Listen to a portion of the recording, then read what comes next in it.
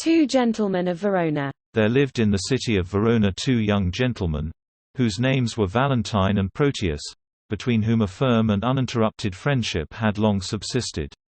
They pursued their studies together, and their hours of leisure were always passed in each other's company, except when Proteus visited a lady he was in love with. And these visits to his mistress, and this passion of Proteus for the fair Julia, were the only topics on which these two friends disagreed.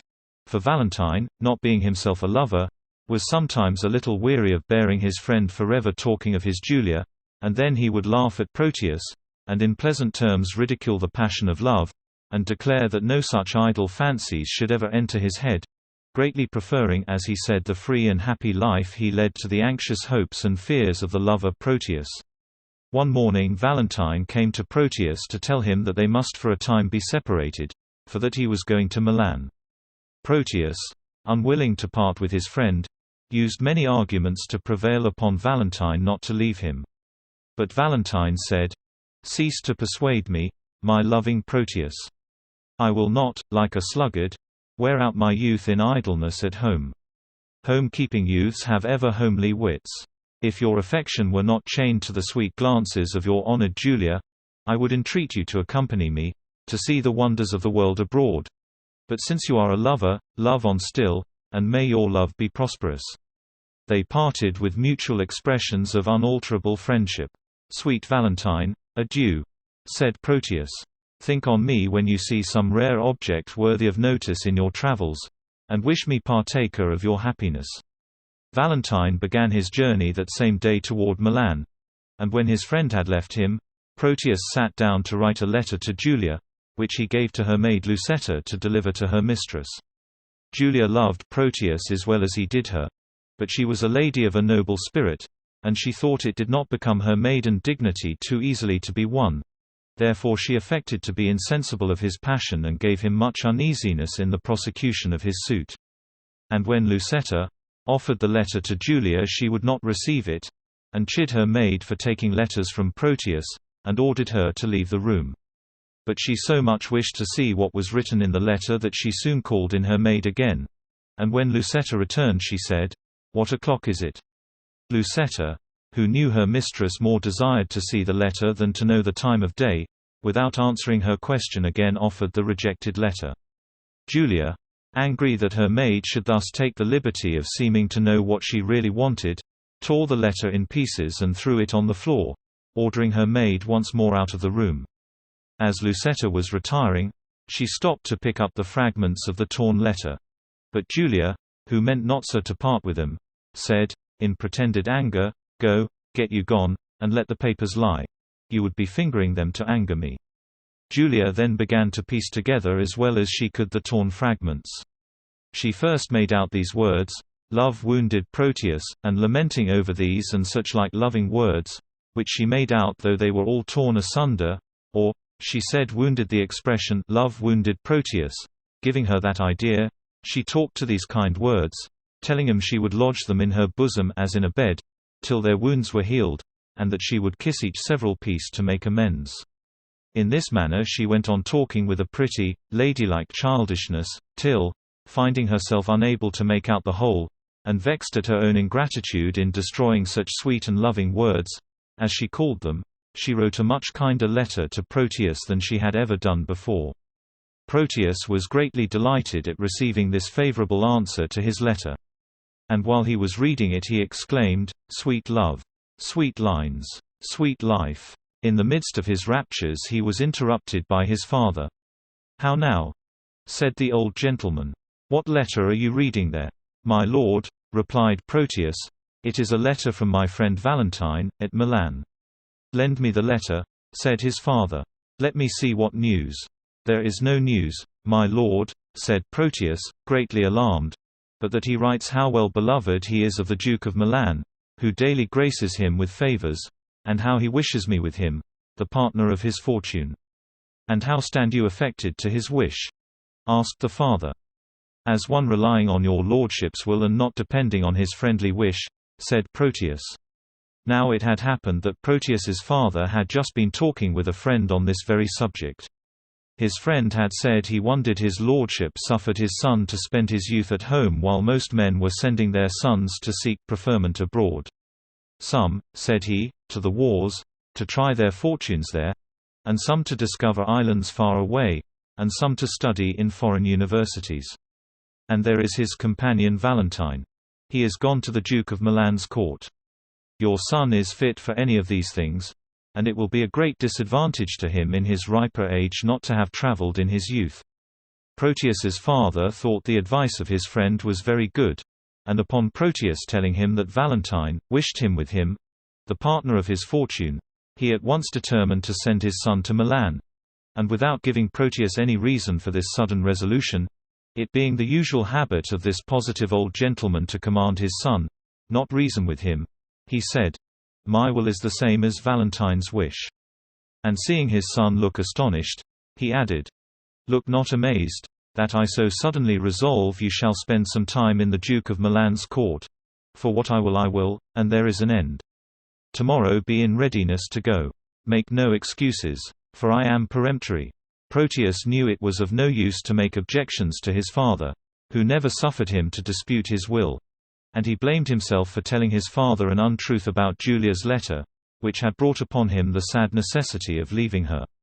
Now that Julia found she was going to lose Proteus for so long a time, she no longer pretended indifference, and they bade each other a mournful farewell, with many vows of love and constancy. Proteus and Julia exchanged rings, which they both promised to keep forever in remembrance of each other, and thus, taking a sorrowful leave, Proteus set out on his journey to Milan, the abode of his friend Valentine. Valentine was in reality what Proteus had feigned to his father, in high favor with the Duke of Milan, and another event had happened to him of which Proteus did not even dream, for Valentine had given up the freedom of which he used so much to boast, and was become as passionate a lover as Proteus. She who had wrought this wondrous change in Valentine was the Lady Silvia, daughter of the Duke of Milan, and she also loved him.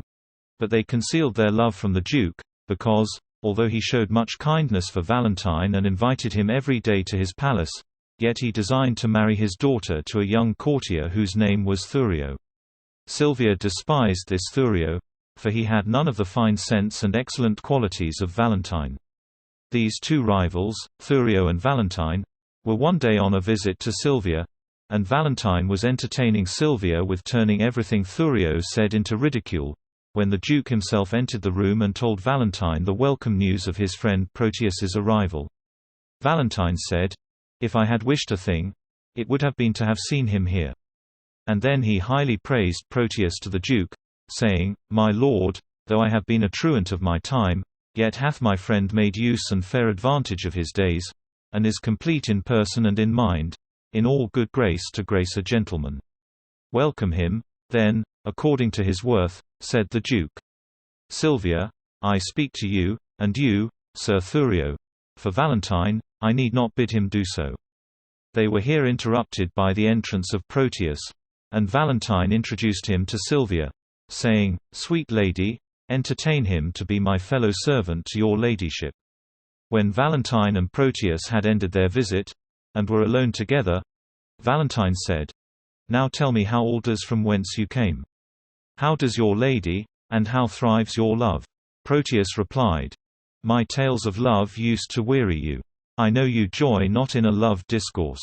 "I, Proteus," returned Valentine, "but that life is altered now. I have done penance for condemning love.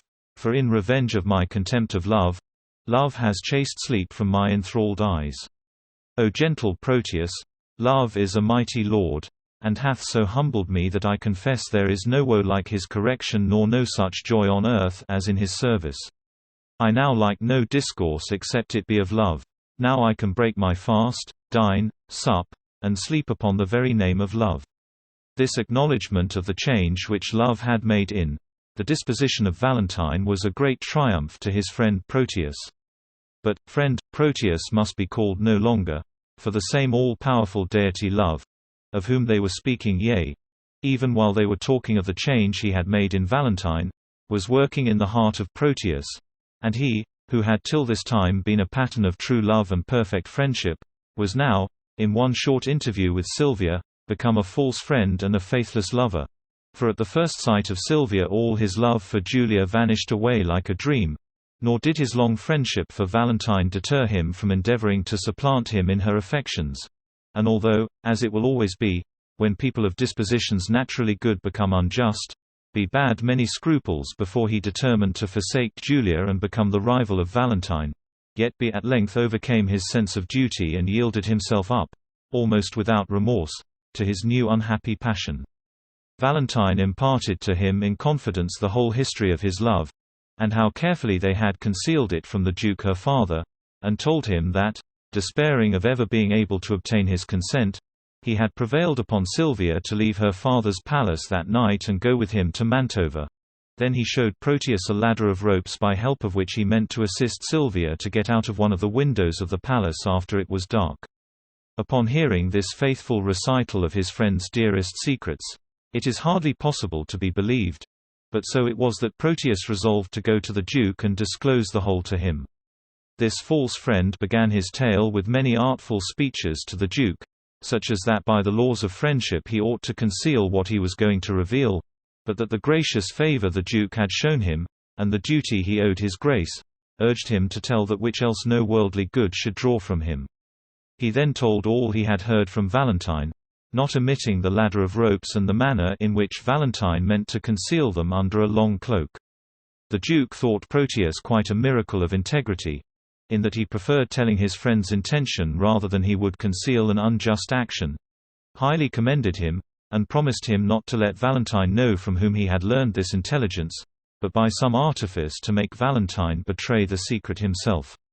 For this purpose the Duke awaited the coming of Valentine in the evening, whom he soon saw hurrying toward the palace, and he perceived somewhat was wrapped within his cloak, which he concluded was the rope ladder. The Duke, upon this, stopped him, saying, "Whither away so fast, Valentine?" "May it please your grace," said Valentine, "there is a messenger that stays to bear my letters to my friends, and I am going to deliver them." Now this falsehood of Valentine's had no better success in the event than the untruth Proteus told his father. "Be they of much import?" said the Duke.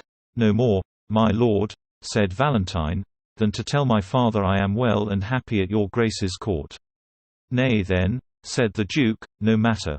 Stay with me a while. I wish your counsel about some affairs that concern me nearly."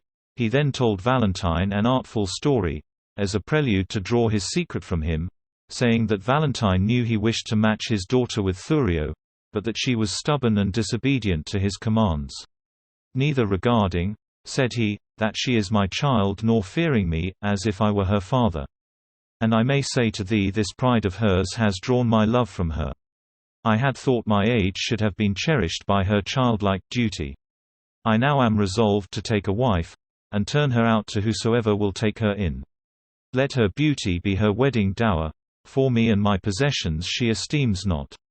Valentine, wondering where all this would end, made answer, "And what would your grace have me to do in all this?" "Why," said the Duke, "the lady I would wish to marry is nice and coy and does not much esteem my aged eloquence. Besides, the fashion of courtship is much changed since I was young. Now I would willingly have you to be my tutor to instruct me how I am to woo." Valentine gave him a general idea of the modes of courtship then practiced by young men when they wished to win a fair lady's love, such as presents, frequent visits, and the like. The Duke replied to this that the lady did refuse a present which he sent her, and that she was so strictly kept by her father that no man might have access to her by day. "Why, then," said Valentine, "you must visit her by night." "But at night," said the artful Duke, who was now coming to the drift of his discourse, "her doors are fast locked." Valentine then unfortunately proposed that the Duke should get into the lady's chamber at night by means of a ladder of ropes, saying he would procure him one fitting for that purpose, and in conclusion advised him to conceal this ladder of ropes under such a cloak as that which he now wore. "Lend me your cloak," said the Duke, who had feigned this long story on purpose to have a pretense to get off the cloak. So upon saying these words he caught hold of Valentine's cloak and, throwing it back, he discovered not only the ladder of ropes but also a letter of Silvia's, which he instantly opened and read. and this letter contained a full account of their intended elopement. The Duke, after upbraiding Valentine for his ingratitude in thus returning the favor he had shown him, by endeavoring to steal away his daughter, banished him from the court and city of Milan forever, and Valentine was forced to depart that night without even seeing Silvia. While Proteus at Milan was thus injuring Valentine, Julia at Verona was regretting the absence of Proteus, and her regard for him at last so far overcame her sense of propriety that she resolved to leave Verona and seek her lover at Milan. And to secure herself from danger on the road she dressed her maiden Lucetta and herself in men's clothes, and they set out in this disguise, and arrived at Milan soon after Valentine was banished from that city through the treachery of Proteus. Julia entered Milan about noon, and she took up her abode at an inn, and, her thoughts being all on her dear Proteus, she entered into conversation with the innkeeper, or host, as he was called, thinking by that means to learn some news of Proteus. The host was greatly pleased that this handsome young gentleman, as he took her to be, who from his appearance be concluded was of high rank, spoke so familiarly to him, and, being a good-natured man, he was sorry to see him look so melancholy, and to amuse his young guest he offered to take him to hear some fine music, with which, he said, a gentleman that evening was going to serenade his mistress. The reason Julia looked so very melancholy was, that she did not well know what Proteus would think of the imprudent step she had taken, for she knew he had loved her for her noble maiden pride and dignity of character, and she feared she should lower herself in his esteem, and this it was that made her wear a sad and thoughtful countenance. She gladly accepted the offer of the host to go with him and hear the music, for she secretly hoped she might meet Proteus by the way. But when she came to the palace whither the host conducted, a very different effect was produced to what the kind host intended. For there, to her heart's sorrow, she beheld her lover, the inconstant Proteus, serenading the lady Silvia with music, and addressing discourse of love and admiration to her. And Julia overheard Silvia from a window talk with Proteus, and reproach him for forsaking his own true lady, and for his ingratitude his friend Valentine, and then Silvia left the window, not choosing to listen to his music and his fine speeches, for she was a faithful lady to her banished Valentine, and abhorred the ungenerous conduct of his false friend, Proteus.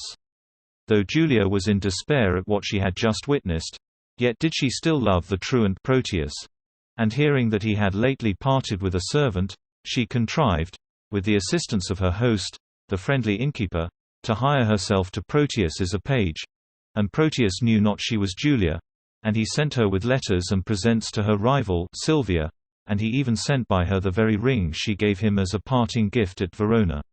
When she went to that lady with the ring she was most glad to find that Silvia utterly rejected the suit of Proteus, and Julia, or the page Sebastian, as she was called, entered into conversation with Silvia about Proteus's first love, the forsaken lady Julia. She, putting in as one may say a good word for herself, said she knew Julia, as well she might, being herself the Julia of whom she spoke, telling how fondly Julia loved her master, Proteus, and how his unkind neglect would grieve her. And then she with a pretty equivocation went on, Julia is about my height, and of my complexion, the color of her eyes and hair the same as mine. And indeed Julia looked a most beautiful youth in her boy's attire. Silvia was moved to pity this lovely lady who was so sadly forsaken by the man she loved, and when Julia offered the ring which Proteus had sent, refused it, saying, "The more shame for him that he sends me that ring. I will not take it, for I have often heard him say his Julia gave it to him. I love thee, gentle youth, for pitying her, poor lady. Here is a purse. I give it you for Julia's sake." These comfortable words coming from her kind rival's tongue cheered the drooping heart of the disguised lady. But to return to the banished Valentine, who scarce knew which way to bend his course, being unwilling to return home to his father a disgraced and banished man. As he was wandering over a lonely forest, not far distant from Milan, where he had left his heart's dear treasure, the lady Silvia, he was set upon by robbers, who demanded his money. Valentine told him that he was a man crossed by adversity, that he was going into banishment, and that he had no money, the clothes he had on being all his riches. The robbers, hearing that he was a distressed man, and being struck with his noble air and manly behavior, told him if he would live with them and be their chief, or captain, they would put themselves under his command, but that if he refused to accept their offer they would kill him. Valentine, who cared little what became of himself, said he would consent to live with them and be their captain, provided they did no outrage on women or poor passengers. Thus the noble Valentine became, like Robin Hood, of whom we read in ballads, a captain of robbers and outlawed banditti, and in this situation he was found by Silvia, and in this manner it came to pass. Silvia, to avoid a marriage with Thurio, whom her father insisted upon her no longer refusing, came at last to the resolution of following Valentine to Mantova, at which place she had heard her lover had taken refuge, but in this account she was misinformed, for he still lived in the forest among the robbers, hearing the name of their captain, but taking no part in their depredations, and using the authority which they had imposed upon him in no other way than to compel them to show compassion to the travelers they robbed. Silvia contrived to effect her escape from her father's palace in company with a worthy old gentleman whose name was Eglamour, whom she took along with her for protection on the road. She had to pass through the forest where Valentine and the banditti dwelt, and one of these robbers seized on Silvia, and would also have taken Eglamour, but he escaped.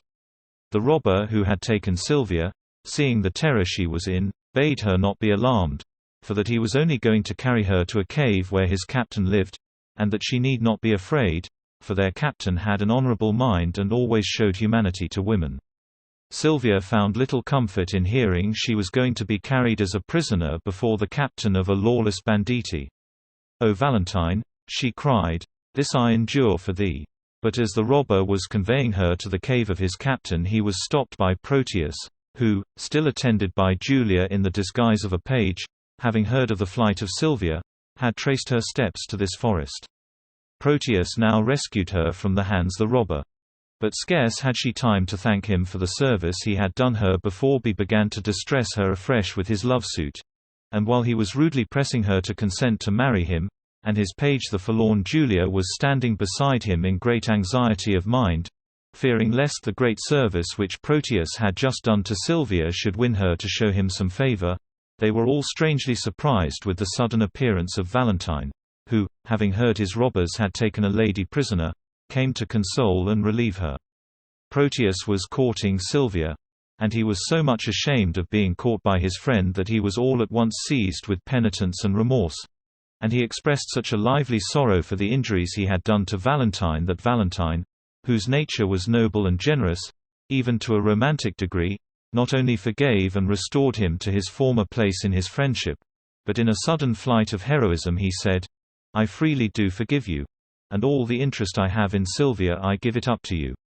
Julia, who was standing beside her master as a page, hearing this strange offer, and fearing Proteus would not be able with this new-found virtue to refuse Silvia, fainted, and they were all employed in recovering her, else would Silvia have been offended at being thus made over to Proteus, though she could scarcely think that Valentine would long persevere in this overstrained and too generous act of friendship. When Julia recovered from the fainting fit, she said, "I had forgot. My master ordered me to deliver this ring to Silvia."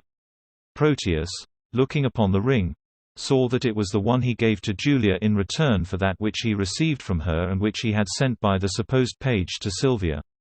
"How is this?" said he. "This is Julia's ring. How came you by it, boy?" Julia answered, "Julia herself did give it me, and Julia herself hath brought it hither."